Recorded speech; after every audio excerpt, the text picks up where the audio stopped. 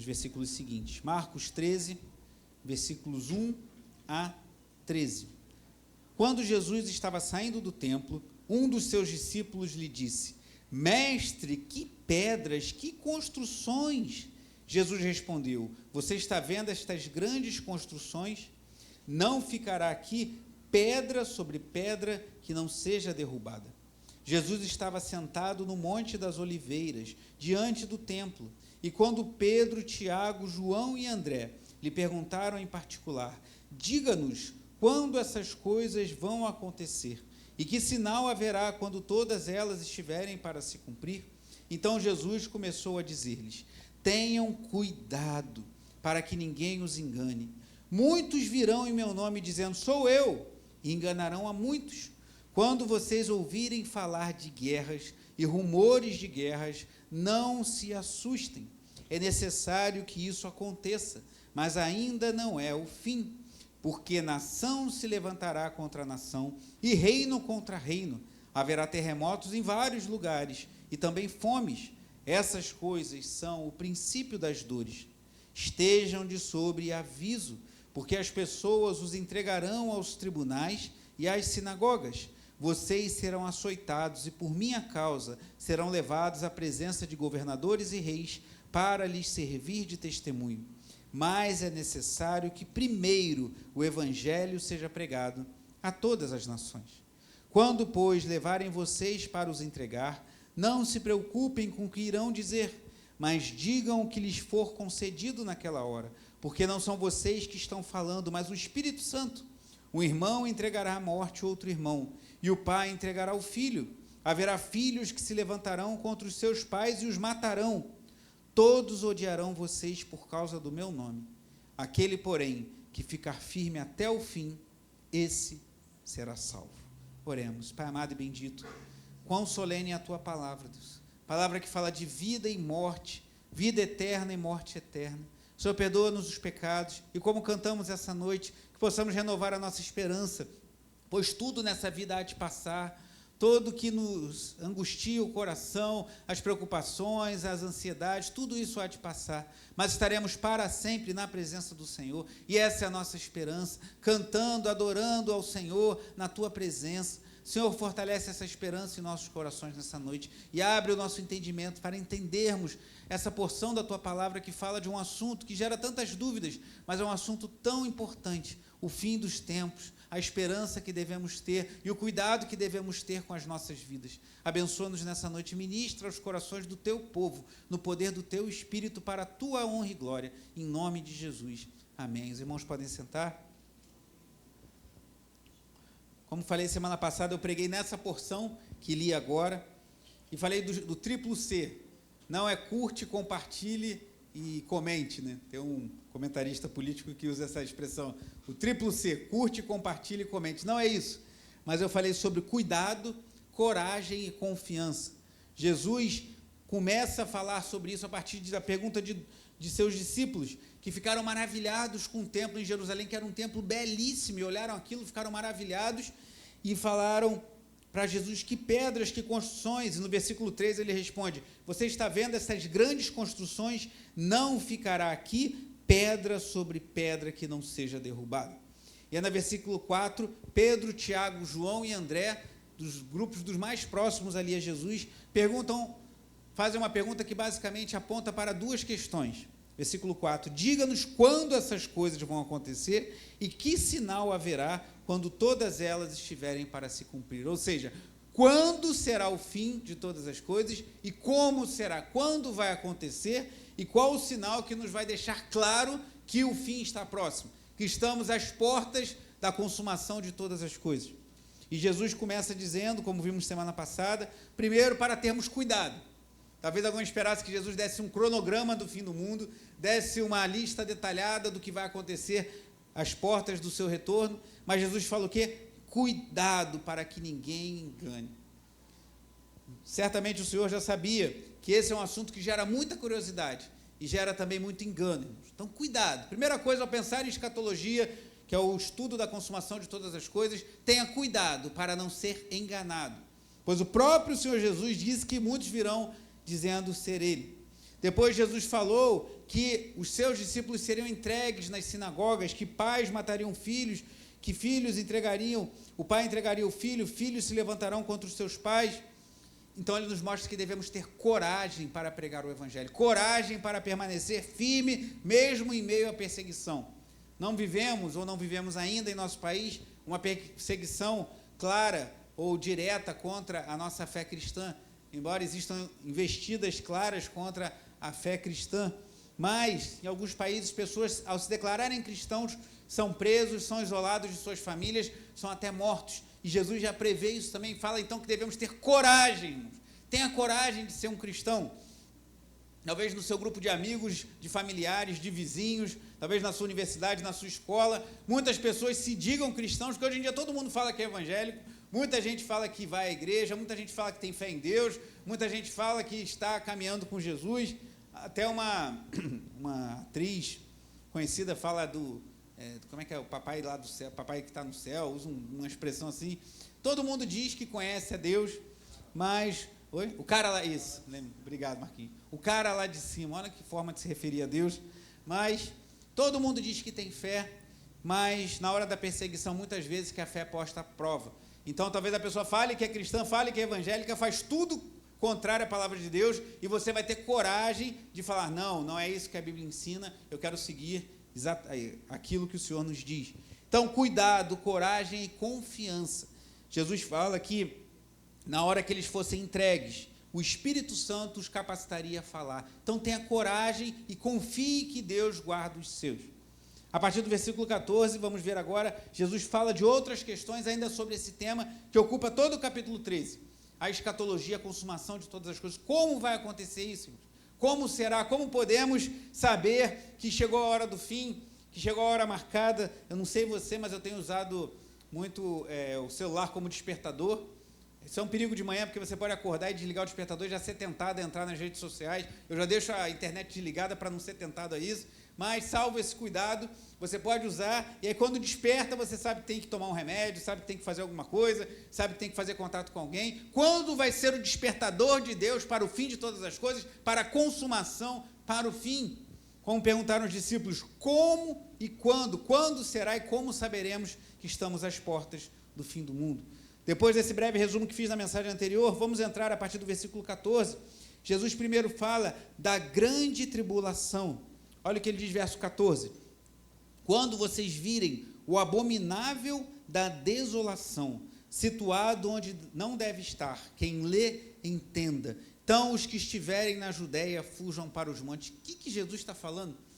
Parece uma linguagem um tanto quanto enigmática. Mas Jesus está fazendo menção a 3 profecias encontradas no livro do profeta Daniel. Daniel, no capítulo 9, no capítulo 11 e no capítulo 12, falam acerca desse abominável da desolação, situado onde não deve estar.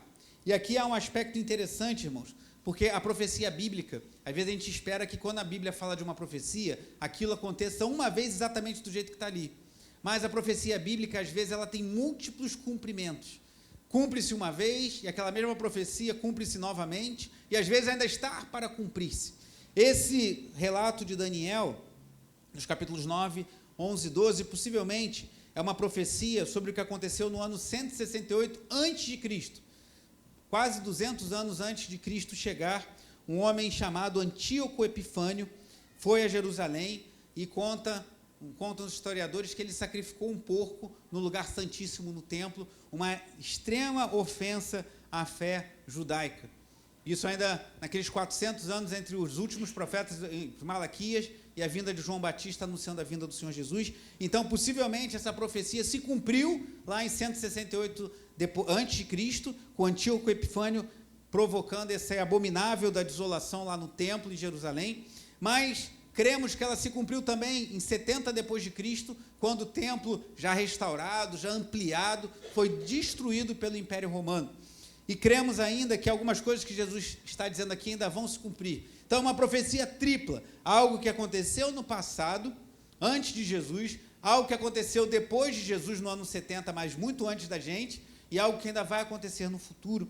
Eu creio que é sobre isso que Jesus está dizendo. E olha o que diz no verso 15: Quem estiver no terraço, não desça nem entre para tirar de casa alguma coisa. E quem estiver no campo, não volte atrás para buscar a sua capa.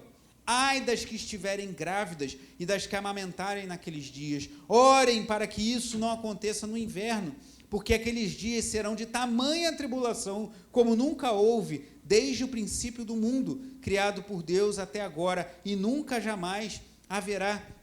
Se o Senhor não tivesse abreviado aqueles dias, ninguém seria salvo. Mas por causa dos eleitos que ele escolheu, Deus abreviou tais dias. Só até aí por enquanto. Eu creio que essa grande tribulação que Jesus está falando aqui diz respeito à destruição de Jerusalém, pois algumas coisas que ele fala aqui, de você estar no terraço, não descer, você estiver no campo, não voltar atrás, quer dizer, aquela correria, o desespero de um ataque, possivelmente faz menção à investida do Império Romano, que destruiu, que veio com vigor contra os judeus no ano 70 depois de Cristo.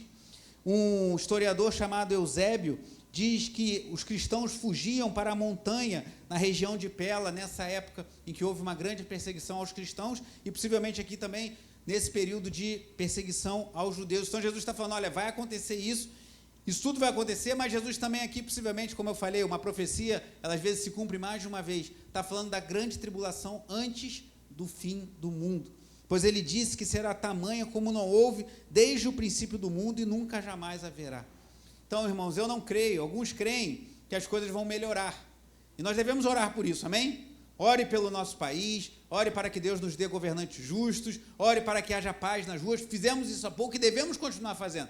Tem gente que pensa assim, tudo vai piorar mesmo, então deixa que o mundo vai acabar. Mas nós não sabemos se o mundo vai acabar na nossa geração. Então ore para que haja paz, ore para que haja segurança, ore para que possamos caminhar em paz e segurança. Temos liberdade para criarmos nossos filhos, temos liberdade para pregar o evangelho. Peça isso a Deus. Não entre nesse discurso, as coisas vão piorar. Então o que adianta orar? Não, ore. Imagina, irmãos, na Segunda Guerra Mundial, imagina no chamado Holocausto, quando 6 milhões de judeus foram mortos. Talvez muitos pensassem ali, 2 bombas atômicas lá no Japão, que ali seria o fim do mundo, e não foi. Disso já se passaram mais de 1945, né? Mais de 70 anos, estamos nós aqui. Então vamos orar, vamos pedir a Deus, mas a perspectiva que eu creio, que nós aprendemos da Bíblia, é que a tendência não é as coisas melhorarem, mas as coisas ficarem mais difíceis, e no fim de tudo, próximo ao fim, próximo à volta de Jesus, que não sabemos quando será, acontecerá, eu creio, uma grande tribulação como jamais visto, como lemos aqui. Então parece que Jesus está falando um pouco de uma profecia que se cumpriu nos seus dias, algumas décadas depois, e um pouco do fim de todas as coisas. Olha o que diz o versículo 21. Então, se alguém disser a vocês, olhem, aqui está o Cristo, ou olhem, ali está ele, não acreditem. Leia comigo em voz alta os versículos 21 e 22. Então, se alguém disser a vocês, olhem, aqui está o Cristo, ou olhem, ali está ele, não acreditem. Continue em voz alta. Porque surgirão falsos cristos e falsos profetas, operando sinais e prodígios, para enganar, se possível, os próprios eleitos. Então, irmão, se alguém chegar para você e falar, fulano é um homem de Deus, aquela pessoa é uma mulher de Deus. Por quê? Porque operou um grande sinal e prodígio, isso não basta. Jesus está nos advertindo, não se impressione com os sinais. Não quer dizer que quem opera um sinal não venha da parte de Deus. Eu creio que Deus opera sinais ainda no dia de hoje, e devemos orar por milagres, e Deus opera milagres ainda no dia de hoje. Mas isso não é uma garantia de que aquela pessoa está falando ou ensinando da parte de Deus. Jesus fala isso claramente, que falsos cristos e falsos profetas operarão sinais e prodígios. Então, cuidado, meu irmão, cuidado, minha irmã. Muitos crentes hoje têm se impressionado quando alguém fala alguma coisa, quando alguém fala uma profecia, quando alguém fala de alguma coisa que aconteceu, e às vezes coisas que de fato aconteceram, e pensa, necessariamente isso vem da parte de Deus. Não necessariamente. Eu já li isso algumas vezes, não vou ler, mas se você, tem gente que gosta de anotar, quiser conferir depois, lá em Deuteronômio 13 e em Deuteronômio 18, já adverte sobre isso. Fala que se um profeta falar que alguma coisa vai acontecer e não acontecer, desprezem-no, não deem mais ouvidos a eles. Em nosso meio evangélico brasileiro, quantas pessoas falam um monte de coisa e nada acontece e o pessoal continua dando ouvido, porque não lê a Bíblia, ou não acredita no que está escrito lá. E em Deuteronômio 13 fala que se alguém falar alguma coisa e aquilo acontecer, e essa pessoa quiser te desviar do Senhor, essa pessoa deveria ser morta. Então tem gente que vai falar e não vai acontecer, e tem gente que vai falar e vai acontecer, mas vai querer te desviar dos caminhos do Senhor. Essa pessoa tem que ser desprezada. E muito crente, perdão da expressão, bobo, fica impressionado e quer seguir só porque viu um sinal. E Jesus fala claramente: vão surgir falsos cristos e falsos profetas operando sinais e prodígios. Cuidado, meu irmão, cuidado, minha irmã, com o que gera, cativa o seu coração. É triste quando você vê uma pessoa impressionada com falsos profetas e depois você a encontra novamente depois de alguns anos, desiludida, às vezes abandonou a igreja, abandonou a fé, porque acreditou muito numa profecia que não era verdadeira, quebrou a cara, com perdão da expressão, mas não é por falta de advertência, porque a palavra de Deus nos avisa. E olha o que Jesus diz no verso 23, estejam de sobreaviso, tudo isso tenho predito a vocês. Então ninguém pode dizer que não foi avisado, especialmente você que está aqui essa noite e ouvindo a exposição desse trecho, que Jesus falou, eu avisei. Tem gente que acha que Deus tem a obrigação de botar um anjo diante da gente e falar, esse cara é um falso profeta, e esse que está falando para você é mentira. Deus não tem essa obrigação, Deus já está te avisando essa noite. Tenha discernimento, busque orientação na palavra, não se impressione com sinais e prodígios que podem vir da parte de Deus, mas podem não vir. Como vou saber? Isso aponta para Cristo, isso aponta para o Evangelho, isso me leva para mais perto de Deus, ou somente me leva a querer cumprir os desejos do meu coração? Depois disso, Jesus falou então da grande tribulação, e agora ele fala da volta dele. A partir do versículo 24, ele fala da vinda do Senhor. Por isso que parece que horas ele está falando do que se cumpriu lá depois dos seus dias em 70 depois de Cristo, com a destruição do templo em Jerusalém, e às vezes ele fala do que vai se cumprir lá no final. Olha o que diz o verso 24. Mas, naqueles dias, após a referida tribulação, o sol escurecerá, a lua não dará a sua claridade, as estrelas cairão do firmamento e os poderes dos céus serão abalados. Imagina que você está vendo um filme com isso acontecendo. Não é pouca coisa. Vamos combinar que você imaginar do céu escurecer, a lua escurecer, as estrelas caírem dos céus, os poderes serem abalados, é algo muito grandioso, irmãos. Então, cremos que isso aqui já está apontando lá para o fim, para quando Jesus voltar. E olha o que diz, então verão o Filho do Homem vindo nas nuvens com grande poder e glória. Então ele enviará os anjos e reunirá os seus escolhidos dos quatro ventos, da extremidade da terra até a extremidade do céu.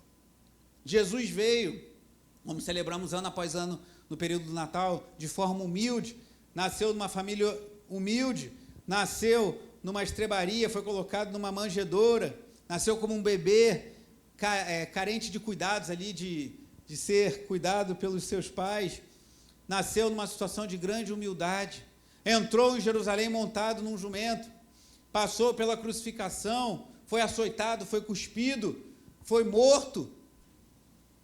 Só quando Jesus voltar, irmãos, as coisas serão diferentes. Quando Jesus voltar, não voltará mais montado num jumento.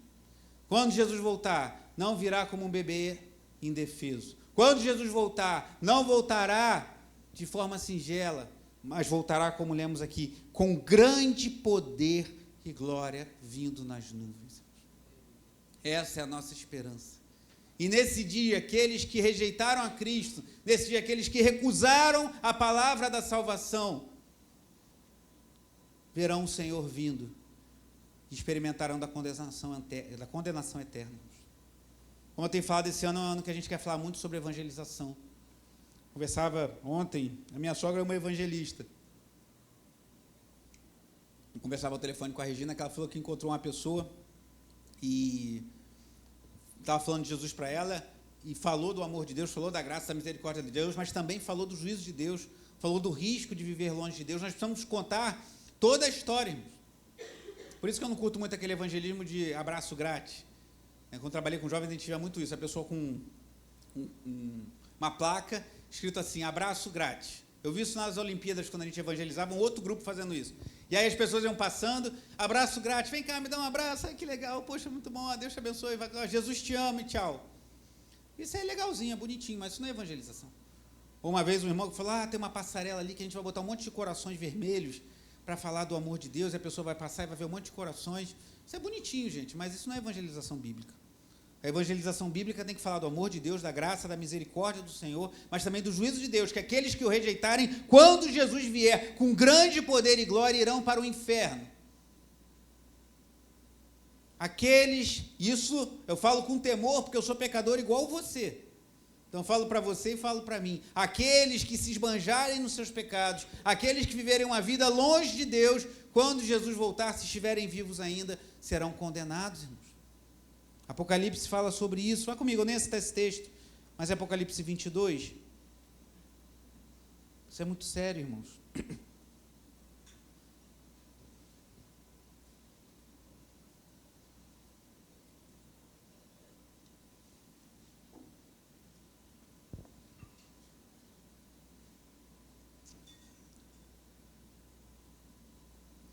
Apocalipse 22, a partir do versículo... Eu não ia ler a partir do versículo 8, mas quero só fazer um comentário aqui.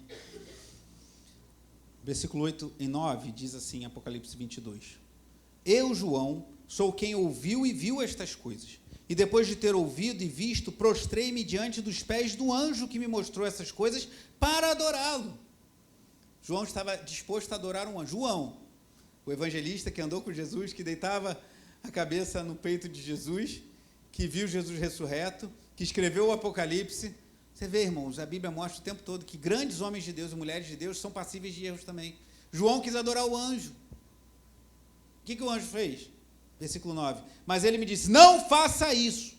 Sou um servo de Deus, assim como são você e os seus irmãos os profetas, como são os que guardam as palavras deste livro. Adore a Deus. Irmãos, como eu acho que nos nossos dias a gente precisaria de pregadores e cantores e popstars do mundo gospel que falassem isso. Não adore a celebridade gospel, não adore o pastor, o pregador, o cantor, o irmãozinho que é engraçado. Adore a Deus. Podemos ter referência de pessoas que nos abençoam com uma pregação, com um louvor, tudo isso é válido, mas há um culto à celebridade, é uma coisa que vai muito além disso, de pessoas que praticamente são adoradas no meio cristão. Isso é errado, irmãos.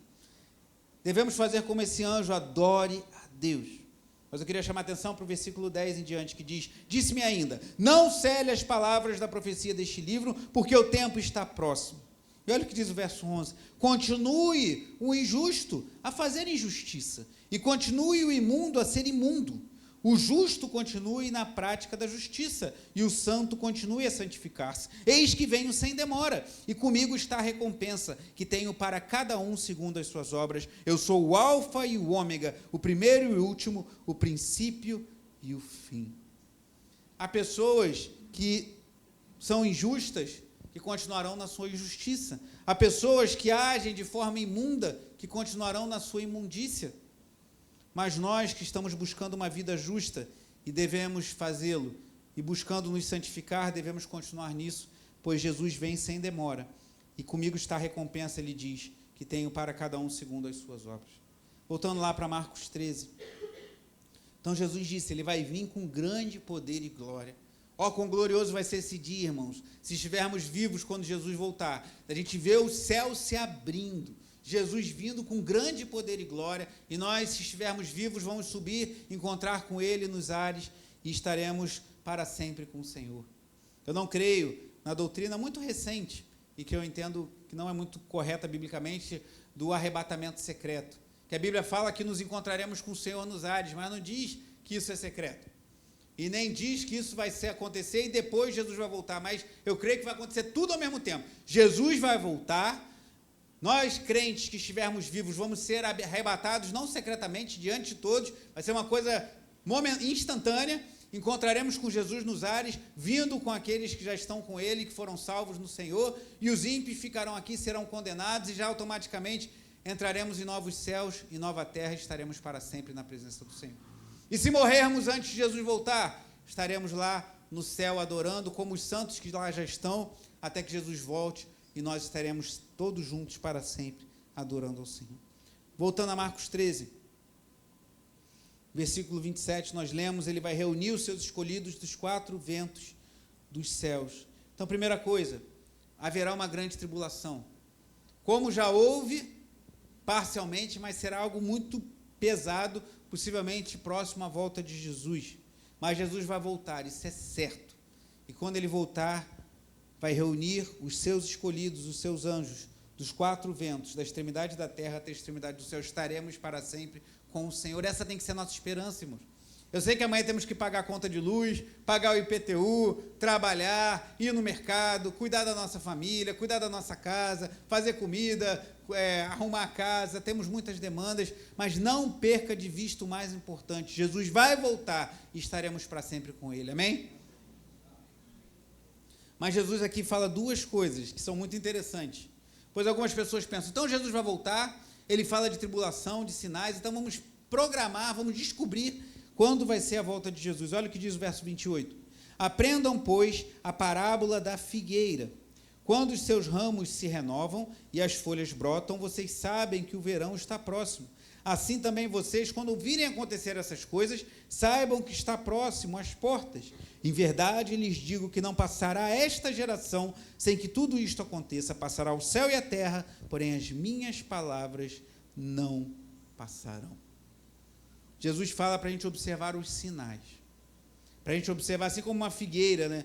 Ela tem ramos que, para quem entende de botânica, vai ver aquilo ali de biologia, vai entender que aquilo ali está apontando para os frutos.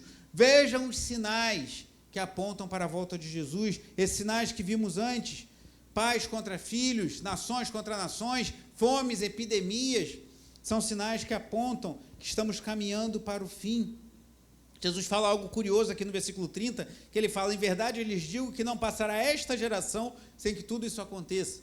Algumas pessoas ficam pensando, então Jesus está falando tudo para aquela geração?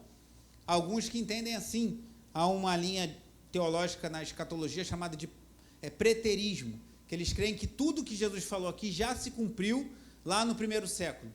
E por isso que alguns creem que o mundo vai melhorar, o cristianismo vai se expandir sobre o mundo e Jesus vai voltar depois que o mundo todo for cristianizado. É um pensamento que eu respeito, mas eu penso que não é mais adequado. Eu creio que Jesus estava falando que tudo aquilo se cumpriria na sua geração, mas também tem aplicação para nós hoje.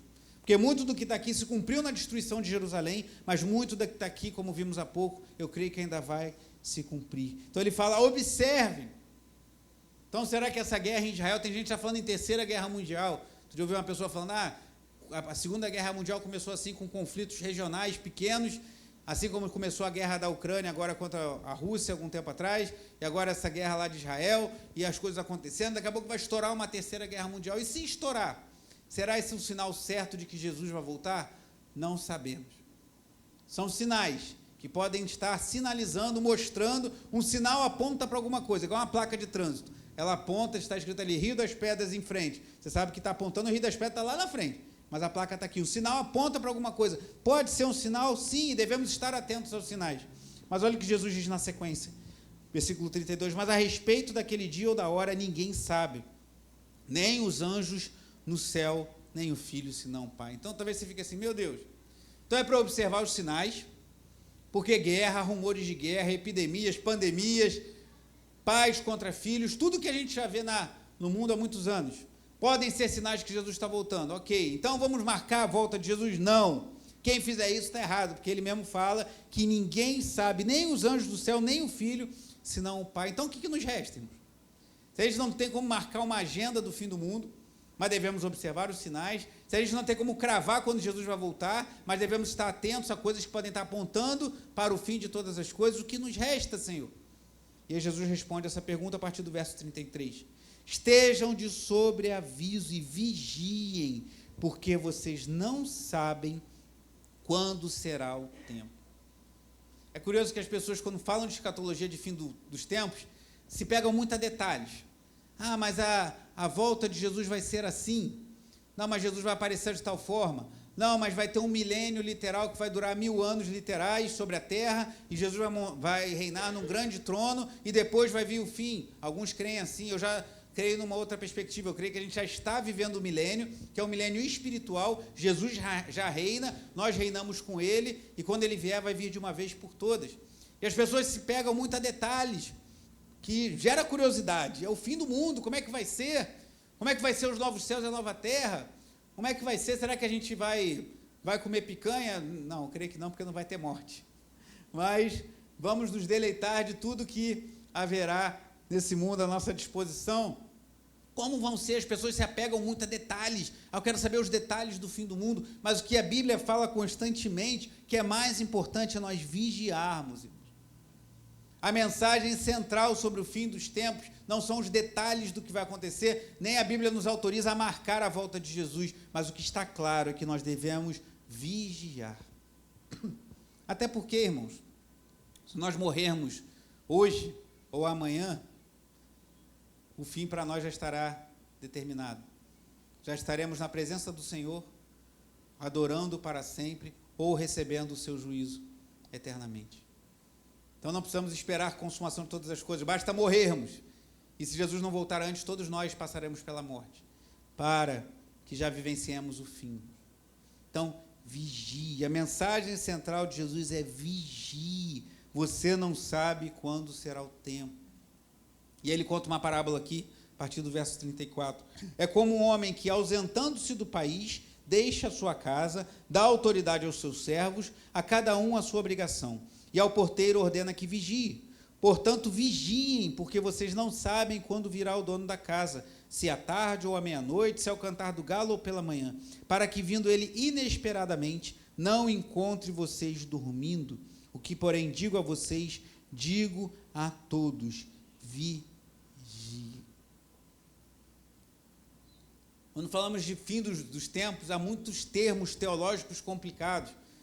Pré-tribulacionista, mesotribulacionista, pós-tribulacionista, amilenista, pós-milenista, pré-milenista, preterista, futurista, tudo isso você encontra nos estudos sobre escatologia. É interessante estudar essas coisas, mas o mais importante de tudo que Jesus tem para nos dizer é: vigie. Não sabemos a hora que ele vai voltar. Vai em Mateus 24, que é o texto paralelo. O sermão escatológico que vemos aqui em Marcos, vemos também em Mateus 24.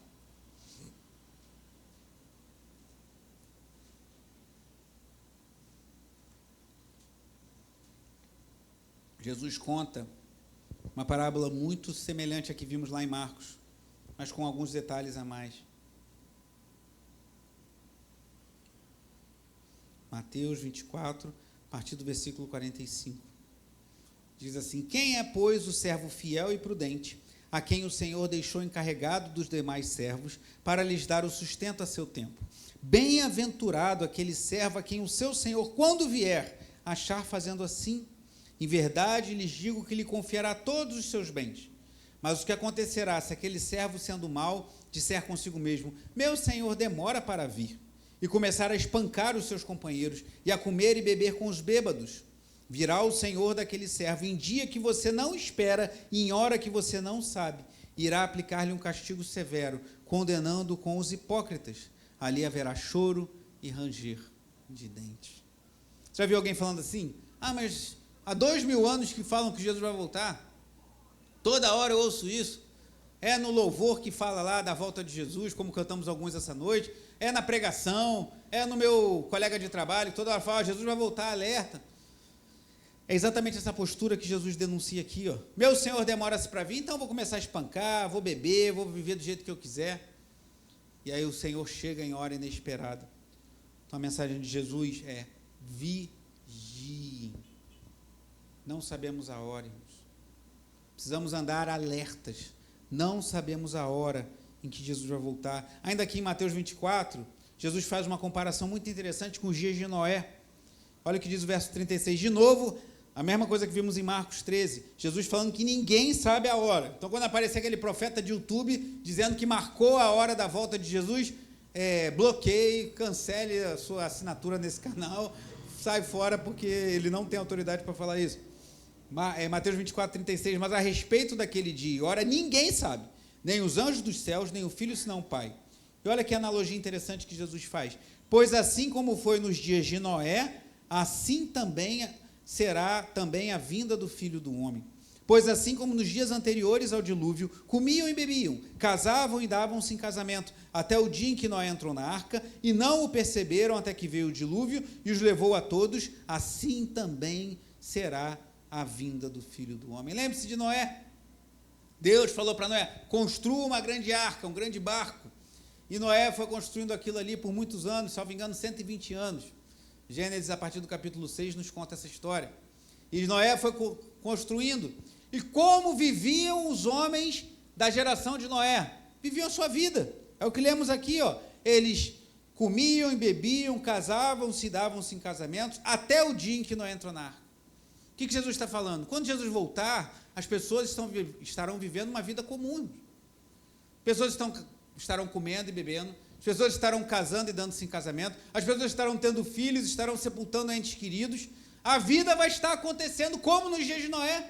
Noé ficou aquele tempo todo construindo a arca, e todo mundo zombando dele, passando, e ele lá construindo a arca, e fazendo aquilo, até o dia que entrou na arca, e você vê lá no relato de Gênesis, fala que Deus fechou a porta, não foi Noé que fechou a porta, Deus fechou a porta, e o pessoal estava vivendo a sua vida, até que veio o dilúvio. Salmo 29 diz que Deus governa o dilúvio, e Deus abençoa o seu povo com paz. Último versículo do Salmo 29.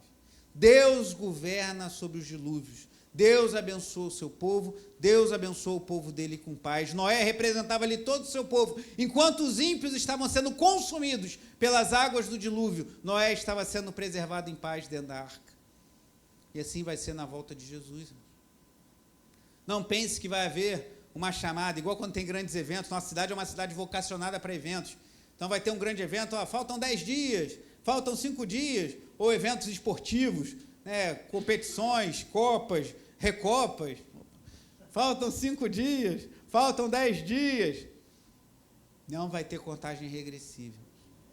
As pessoas estarão comendo, bebendo, casando-se, dando-se em casamento, e Jesus vai voltar, com grande poder e glória, e quem tiver confessado Jesus, e buscado viver uma vida que o glorifique, eu falo isso com temor, pois eu sou um homem falho igual a você, estará para sempre com o Senhor.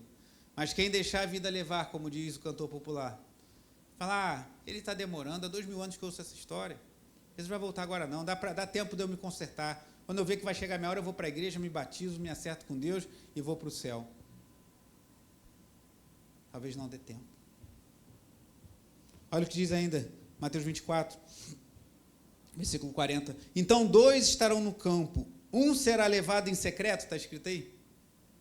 É isso que está escrito? Um será levado em secreto? Não, não está escrito isso. E o outro será deixado. Um será levado e o outro será deixado. 2 mulheres estarão trabalhando no moinho. Uma será levada em secreto? Não. Uma será levada e a outra será deixada. Isso pode acontecer na mesma hora que foi levada, encontra-se com o Senhor. A que foi deixada, que rejeitou a Cristo, sofrerá o juízo de Deus. Portanto, o que Jesus fala de novo? Vigiem, porque vocês não sabem que dia virá o Senhor de vocês. Porém, considerem isto, se o pai de família soubesse a que hora viria o ladrão, vigiaria e não deixaria que a sua casa fosse arrombada. Por isso, estejam também vocês preparados, porque o Filho do Homem virá a hora em que vocês menos esperam. Se Jesus voltar hoje, estamos preparados? Ah, mas ele não vai voltar hoje não, amanhã eu tenho que trabalhar. Jesus vai voltar, você não vai ter mais trabalho, nem eu, nem trabalho na igreja. Vamos só adorar o Senhor para sempre. Não vamos precisar evangelizar mais, Chimenez, porque os escolhidos do Senhor já terão sido alcançados. Se Jesus voltar hoje, como diz o profeta Amós, no capítulo 4 do livro de Amós, prepara-te, ó Israel, para encontrar-se com o Senhor teu Deus. Se Jesus voltar hoje, como ele vai encontrar-nos? Ah, mas está demorando, vai demorar mais um pouquinho. Não sei. A gente não sabe nem o que acontece no nosso corpo. Recentemente, eu não me lembro que a gente ouve tanto pedido de oração, eu confesso que eu não estou conseguindo lembrar. Ah, lembrei agora de onde veio. A igreja não tem ciência dessa situação, mas soube de um jovem de 23 anos que foi diagnosticado com uma leucemia muito agressiva e em poucos meses, esse jovem veio, acho que nem um mês, ele veio a falecer. Se algo estivesse desenvolvendo no nosso corpo, a nossa vida for ceifada em poucos dias ou em poucos meses, estaremos preparados para nos encontrar com o Senhor? Vigiem. Se o pai da família soubesse a hora que vem o ladrão, ele ficava de prontidão ali para espanar o ladrão. O ladrão vem na hora que você não espera. Jesus não é ladrão, mas a sua vinda será inesperada. Será visível, será grandiosa, será gloriosa. Todo olho verá, toda língua confessará, todo joelho se dobrará. Estaremos para sempre com o Senhor. Para concluir, um dos textos mais belos que eu vejo nas Escrituras sobre escatologia está em 1 Tessalonicenses 4. Vá até lá.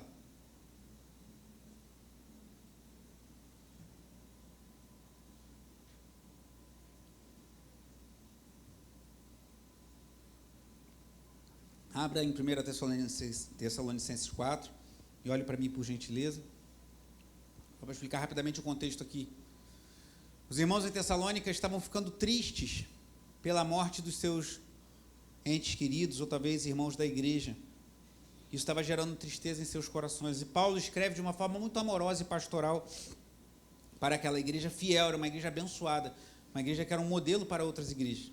Em 1 Tessalonicenses 4, a partir do verso 13, diz assim: Irmãos, não queremos que vocês ignorem a verdade a respeito dos que dormem, para que não fiquem tristes, como os demais que não têm esperança. Os que dormem aqui é uma clara alusão à morte, aos que morreram. Não quer dizer que quem morreu está dormindo, como diz um falso ensino comum em nossos dias. A gente vê em vários textos, por exemplo, no livro de Apocalipse, capítulo 5, que os santos estão diante do trono adorando ao Senhor, como lemos aqui no capítulo 7. Então não cremos que quem morre está dormindo. É uma forma suave, um eufemismo, porque você vê a pessoa morta, parece que ela está dormindo, mas ela está acordada na presença do Senhor se foi salva, ou sofrendo já tormentos se foi condenada.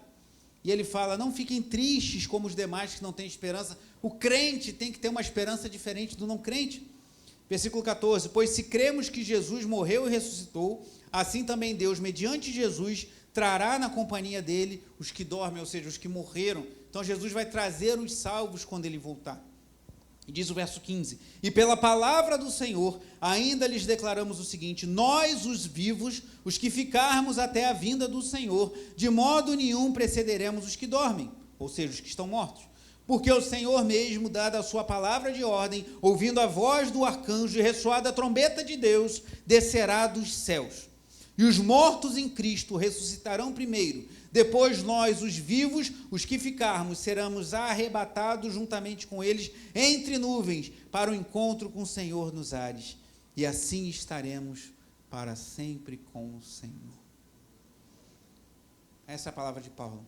Quando Jesus voltar, os mortos ressuscitarão primeiro, pois eles estão separados, algo que a morte introduziu na criação de Deus, a separação do corpo, que Deus nos criou com corpo, e nós teremos corpo, nós não seremos almas para sempre, somente sem corpo. Deus nos dará novos corpos. Jesus com seu corpo glorificado comia, Jesus com seu corpo glorificado caminhava, tudo bem que ele passava por entre as paredes, era algo diferente, mas ele tinha um corpo, porque Deus nos criou para ter corpo, não para sermos espíritos ou almas para todo sempre. Então, o ressurreto vai ter um novo corpo, aquele que morreu vai ressuscitar, e os vivos encontrarão com os senhores nos ares. E assim estaremos para ele, com ele para sempre. E olha o que diz o verso 18, irmãos, e com isso eu concluo. Portanto, consolem uns aos outros com estas palavras. Propósito de estudarmos sobre o fim dos tempos, escatologia, estudarmos a consumação de todas as coisas, não é virarmos mestres em calendários acerca do fim, não nos tornarmos mestres em textos como o de Daniel, que são muito interessantes, mas é nós vigiarmos e consolarmos uns aos outros. O que Jesus está nos dizendo é que ele vai voltar, e nós teremos o privilégio de estar para sempre uns com os outros, com ele, e nós devemos consolar, como diz Paulo aqui, uns aos outros com essas palavras. Então vamos ler a palavra de Deus, vamos aprender sobre escatologia, não para descobrirmos a data da volta de Jesus, mas para termos esperança e consolarmos uns aos outros com essa certeza. Jesus vai voltar e nós estaremos para sempre com ele. Mas se Jesus voltar hoje, volto a te perguntar, como ele vai nos encontrar? Vigiemos, pois não sabemos o dia nem a hora. Não sabemos se estaremos vivos amanhã, ou depois de amanhã, ou daqui a um mês. Mas é certo que Jesus vai voltar e que ele nos encontre prontos, amém? Assim como aquele servo fiel da parábola, que estava pronto, e quando o dono da vinha chegou e o encontrou em prontidão, se alegrou e ele se alegrou com o seu Senhor. Feche seus olhos, faça a sua oração, curve sua cabeça. Talvez você esteja passando por lutas, por dificuldades. Isso nos aflige, irmão, somos humanos. Mas volte seus olhos para o que nos espera na eternidade com o Senhor.